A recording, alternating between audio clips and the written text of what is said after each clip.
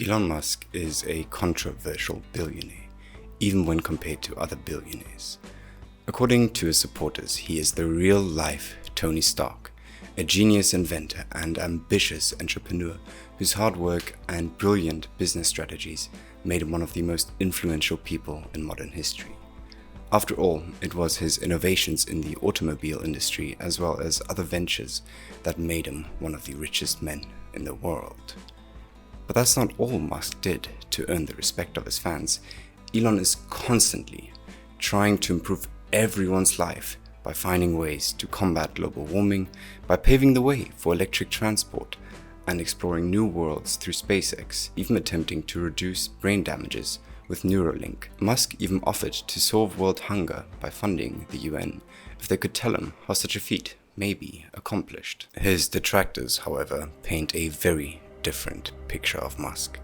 According to them, Elon is a beneficiary of apartheid, and it's this privileged background, his dishonesty, as well as various government subsidies that enabled him to, as they claim, fail upwards. This side of the debate around Musk claims that he talks more about doing great things than he actually ever does them. Are his supporters blinded by his carefully crafted persona, or are his detractors the one blinded by envy and contempt for the wealthy? With that, welcome to another episode of Concerning Content. Today I will attempt to discern the truth about Elon's controversial promises and career to uncover the man behind the myth. People have called you the real Tony Stark. Okay, you've got your finger in so many different advanced technologies. As I said, SpaceX, Tesla, now you've got Solar City and the solar pack that people put in their houses. Are you sincerely trying to save the world? Saving the world is not But you're trying to do good things and you're a billionaire. I mean, yeah. that seems a little bit like either superhero or supervillain. You have to choose one. You're trying to do useful things. Meanwhile, he'll fire his employees for being pro-union and make up some bogus reasons about them testing positive for THC, and then proceed to smoke a blunt on the Joe Rogan podcast. And this is just the small personal things, let alone the fraud and the fake origin stories. The whole thing is a facade, and people seem to be buying into it more and more. And so it all starts to fit together. From the twisted childhood, the lies about his past, the lies about his companies, the court battles, the lawsuits. This is exactly why Neil Armstrong and Buzz Aldrin denounced him, not just because of his mission to privatize space, but because they knew his mission was built on lies. They know the real Elon Musk, and they don't trust him. But most of the public actually do, which just shows you how well a good PR campaign can convince anyone of anything. The fast way is drop thermonuclear weapons over the poles. You're a supervillain. That's what a supervillain does.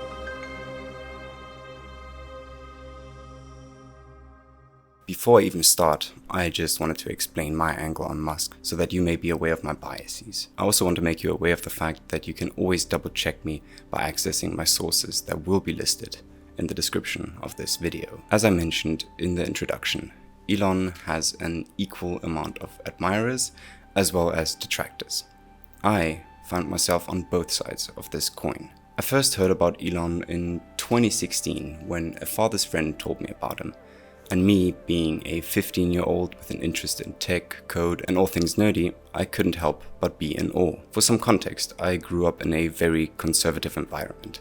The type of conservative environment where it was normal that we prayed every morning in school. I was also raised by a mother who was the complete opposite of conservative. And as a result of that, I was one of those atheist kids who thought of myself as so much more enlightened than anyone around me. And here was a man that was all things science, speaking out against all these ideas that I was surrounded by but disagreed with. That man was Elon Musk. He talked about the importance of taking global warming seriously, his grand plans to save humanity, and about how science was the key to doing so. He even had an ambitious backup plan where humanity would go to Mars and start over once more with the knowledge that we have now, in case things were to go terribly wrong here on Earth. Then, as I got older and wiser, if you will, I started seeing Musk in a different light. I started peeking behind the curtain of this Musk show and I realized that it was nothing more than that, a show. I woke up to the uncomfortable truth that all things Musk are eerily similar to Christianity, with him at the center being the savior that relieves humanity from its own sins. In this video, I'm going to set fire to that curtain and expose his broken promises, hypocrisy, and shady business deals to all of you. These are my reasons why I stopped believing in the real life Tony Stark.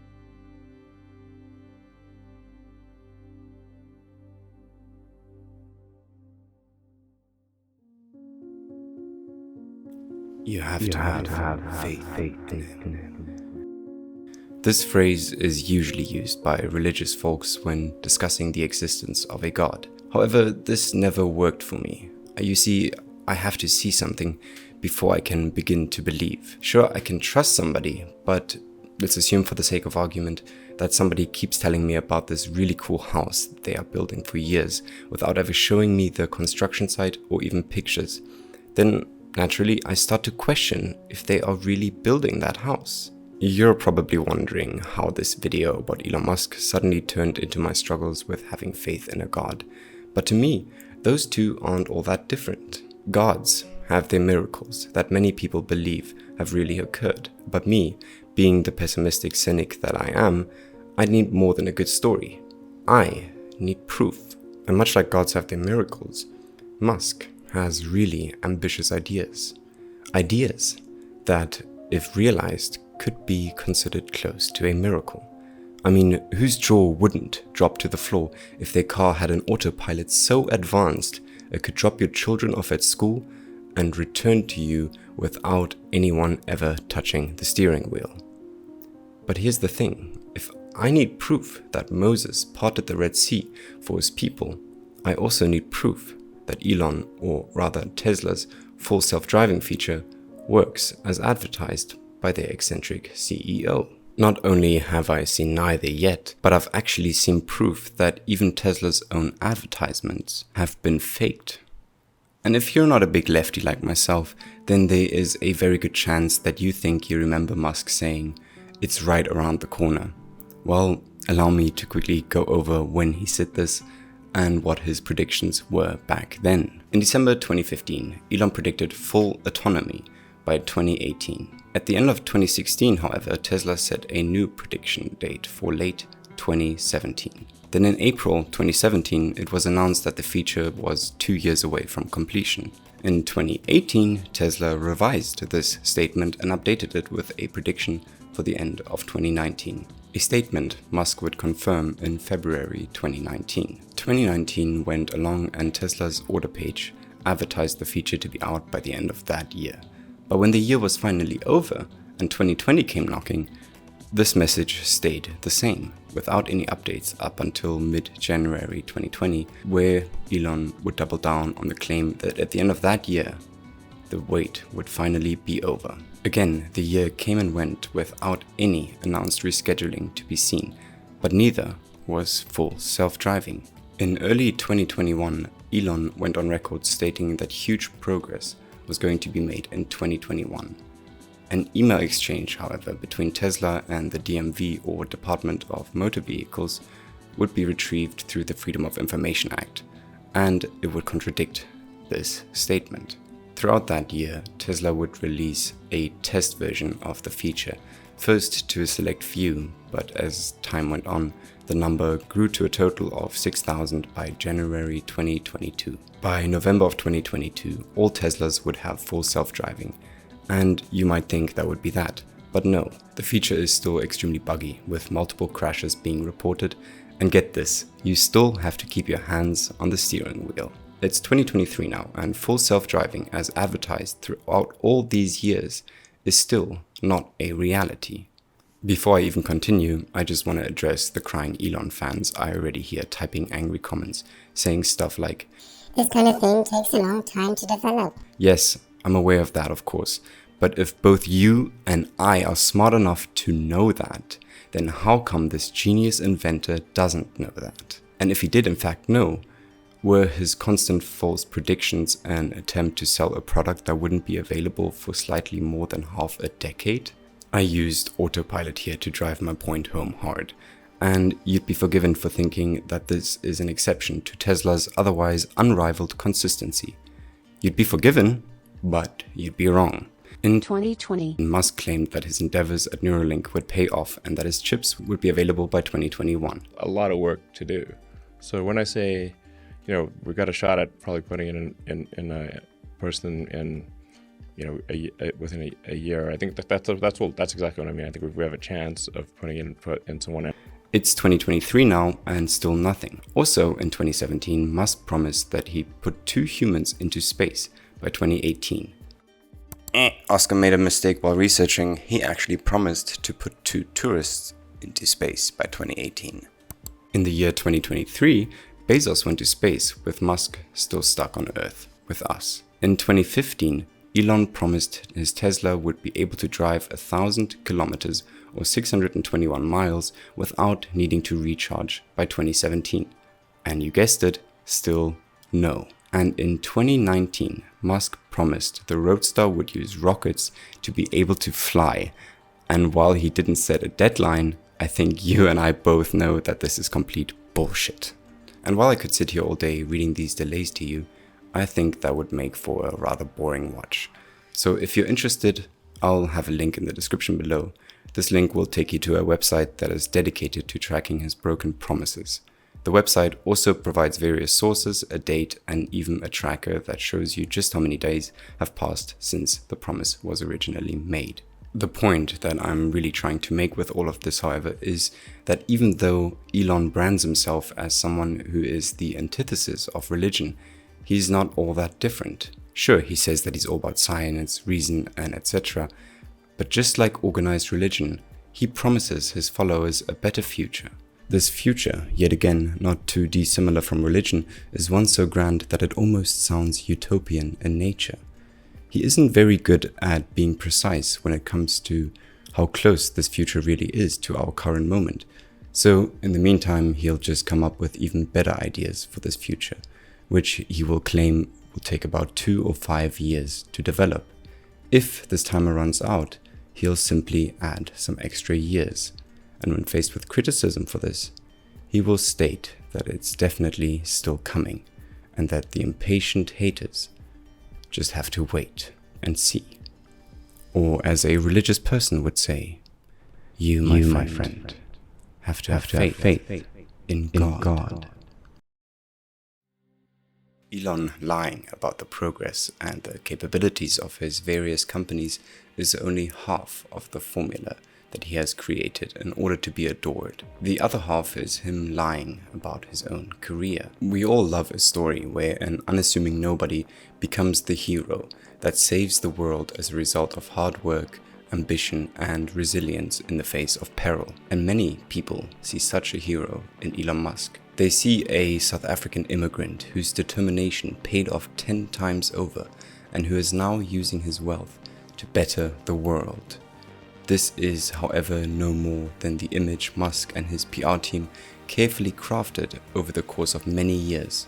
So let's go back in time and see what really happened. I'm not going to go back all the way to his childhood, although there's many lies there. For example, Elon denying the existence of the emerald mine his father has confirmed that they owned, and denying the fact that he was comfortable and grew up comfortable and thus had an unfair advantage. I just want to talk about his companies. Elon often claims to have struggled financially when he started his first company, Zip2, in 1995. The truth is a lot less humble, however. Right from the get-go, the company received a huge investment of $28,000 from Elon Musk, Elon's father. And even though that doesn't sound like a lot, in today's money, that would be around $53,000, adjusted for inflation, of course, and roughly your average yearly income of an American household at the time.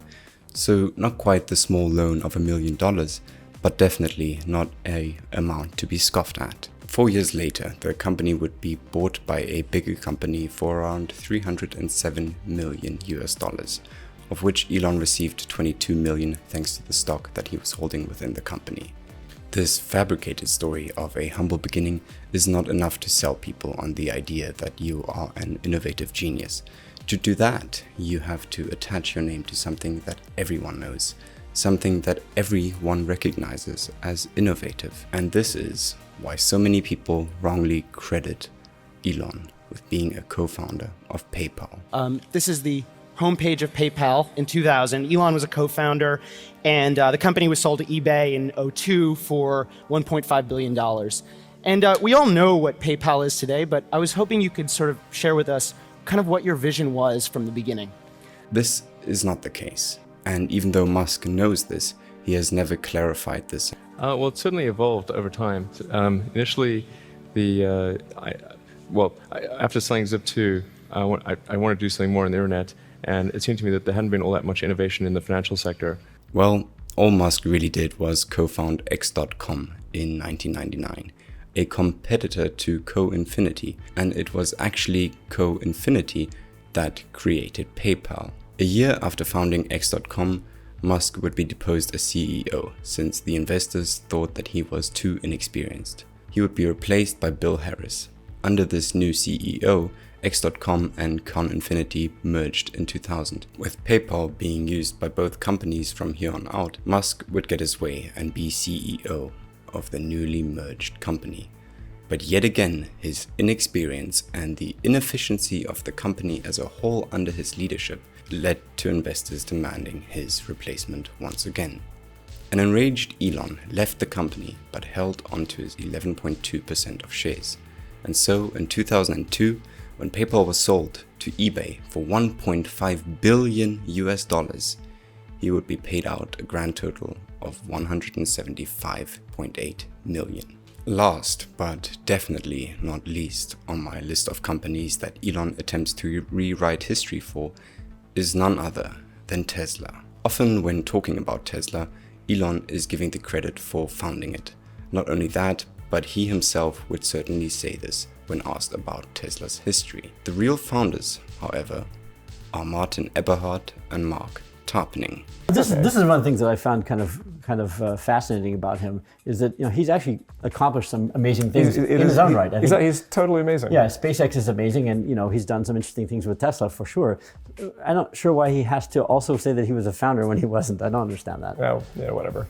Elon would only appear a year later after the company was actually founded by the two. He would make an investment of $6.5 million into the young startup. This move would make him the majority shareholder and the chairman of the board. When Tesla would release their first car, media coverage detailing the company's launch was naturally focused on the two co-founders. And while you and I might agree that this is perfectly normal, Elon did not. He wasn't mentioned once, and his ego was not having it. An enraged Elon contacted the two co-founders in the form of an email which read, "If anything like this happens again, please consider our relationship with Tesla to end immediately upon publication of such a piece. Please ensure that the New York Times publishes a correction as soon as possible." On top of that, Musk would barge into Tesla factories every 2 weeks or so just to demand changes that he thought necessary, but really just disrupted the workflow. It's unclear, yet very likely, that Elon did this intentionally, as this would stall Tesla's growth, which would then give him the excuse he needed to remove Mark Eberhard as CEO in 2007. After a series of lawsuits from both sides, a settlement would be reached outside of court. The settlement granted the title of co-founder of Tesla to Musk. Elon, now in charge, would make use of the false promises that we talked about earlier in combination with his various appearances in the media to increase Tesla's value artificially, which would make him even richer in the process. Most recently, Musk would use his wealth to buy Twitter, which would come with a whole new host of lies and broken promises. After Musk acquired the site, slurs against Black Americans tripled, and anti-Semitic tweets soared more than 61%, according to groups that monitor online hate. Free speech. Upon hearing these two words, you're probably thinking one of two things. Either you thought these days you can't say anything anymore without being just another victim of the woke mob that will berate you with insults until you cave whenever they disagree with what you say. Or you're more like me and you think, man, I really hate how right-wing sycophants are using this very essential freedom as a shield whenever somebody pushes back on their fear-mongering tactics. After all, this freedom extends both ways. Wherever your allegiance lies regarding the culture wars of our time, I think we can all agree on one thing. The freedom of speech is not just important, but central to a functioning democracy. Naturally, this dictates that we should never entrust a single individual with deciding the extent or even to whom this right extends. Another thing that I hope we can agree on is the fact that right-wing figureheads have been very successful at creating a narrative that the left is inherently anti-free speech and that they are enforcing this belief through crude insults like racist, homophobe, and bigot. And I agree with the fact that there is definitely some liberals that go overboard with all this, and I even find it somewhat laughable at times. But I find it even more laughable when a conservative thinks that just because you can say something, that it should be accepted socially, even if what you're saying is a very hateful thing that has the potential to harm other people or could lead to someone harming someone else.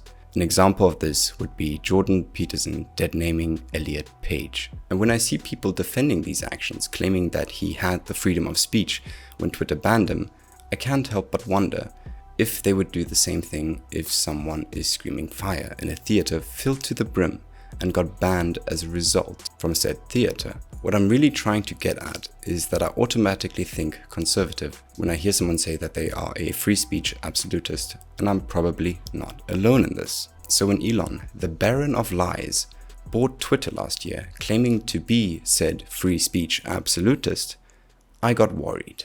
Looking back on this now, I know that my concerns were justified. Not only did he unban various problematic persons such as Jordan Peterson and Donald Trump, who was banned for almost successfully staging a coup and recently outed himself as an autocrat. So yeah, the opposite of freedom. But he also told many more lies in true Elon fashion in the process. Free speech, as we all know, is important for the everyman, but even more so for journalists speaking to powerful people and about powerful people. So imagine my surprise when the free speech absolutist Elon Musk, the new CEO of Twitter, had several high-profile journalists on Twitter banned for simply asking him some hard questions. In addition, Elon banned an account tracking his private jet on their timeline. And while I understand why he'd do such a thing, the issue I have with this is Elon stating that he would leave the account up and running when he first bought the platform, only to yet again show the world how little his word really means once given. Most conservatives will claim that the media has a left-wing bias, and that's why many right-wingers often find themselves struck by the almighty ban hammer on social media platforms. The truth is, however, that right-wing ideas gain way more traction on those very same social media platforms compared to left-wing ideas. So why the bans? Well, to put it simply, money. You see, Twitter, Facebook, etc. make money from ads, and even the worst of the worst companies like Nestle don't want to be associated or see their logo plastered next to the demented ramblings of a neo-Nazi on Twitter. So when Elon bought Twitter and hate speech on the platform rose by around 49.5%, naturally many big advertisers pulled their ads from Twitter. In a panic, Elon assured them that he would crack down hard on bigotry, which yet again calls into question how sincere he was when he promised these very same bigots more freedoms. Musk would limit Twitter users' freedom of speech yet again when he threatened users with a ban if they were to link to other social media platforms in the forms of tweets or in their bios. And as I'm sure any person using social media would be able to tell you, this is a terrible idea, of course. Regarding the escapades of Elon Musk on Twitter, there is more things I could cover, such as the mass layoffs, even in the important departments such as content moderation, and the same is true for all other subjects that I touched on, such as the horrible working conditions of Tesla employees. But in today's video, I just wanted to focus on the dishonesty and how easy it is for Musk to lie about pretty much anything. You're a super villain. That's what. Elon Musk, in my humble opinion, is extremely narcissistic, insecure, and emotionally volatile. He may try to tell us that his actions are the result of reason, but the reality is that he is hungry for admiration. In order to seek out said admiration, he will appeal to his fans by promising to lead us to a better future, posting outdated memes and lying about the most pointless of things, as long as he thinks it's gonna make him look good. I mean, the man literally lied about his degree, for God's sake. Another incentive Elon has for lying, of course, is financial gain, like when he claimed that he planned on taking Tesla private at around $420 a share, a move that would get him into legal trouble for market manipulation, of course. Throughout the years, and most recently on Twitter, it has become apparent that Elon's words are nothing more than empty promises. He deluded his fans into thinking he's a genius engineer and visionary, when really he has only a handful of patents to his name. And even though he pretends to be your everyman, this couldn't be further from the truth. He never made his money the same way you and I would. He grew up wealthy, and he used said wealth to buy his way into various companies that would eventually pay out after being sold to another company, only so that he could move on to his next corporate conquest. Elon's dad, PayPal's investors, Tesla and SpaceX's engineers are the ones that made him successful. Elon is just the guy that threw money at problems or ideas and then claimed credit for these people's work. His entire career and personality are a lie, a work of fiction, a puppet show where he pulls the strings and you clap. Now that you and I have peeked behind the curtain, I hope that you can see him for who he really is. A dishonest, money-hungry, and admiration-thirsty, lonely man who will tell you anything in return for your admiration. So guys, that was that. Thank you very much for watching. I appreciate. Until next time. And sorry this video took so long to come out. It's been a while in the working. I hope you enjoyed it.